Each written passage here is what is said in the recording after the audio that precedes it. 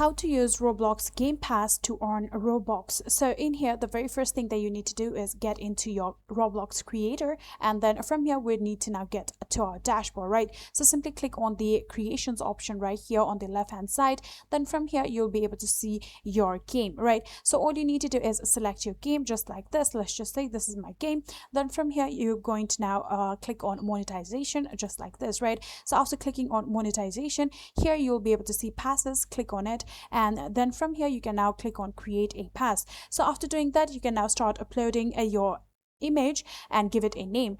Simply upload an image and give it a name, and after doing that you can set a Robux price just like this. You can do that, and all you need to do is simply click on create pass, and then you'll be able to save and publish it, and then from there you'll be able to receive that after buying it. So yeah, this is how exactly you'll be able to use your Roblox Game Pass to earn a Robux. If you guys do have any further queries, please let me know in the comment section down below.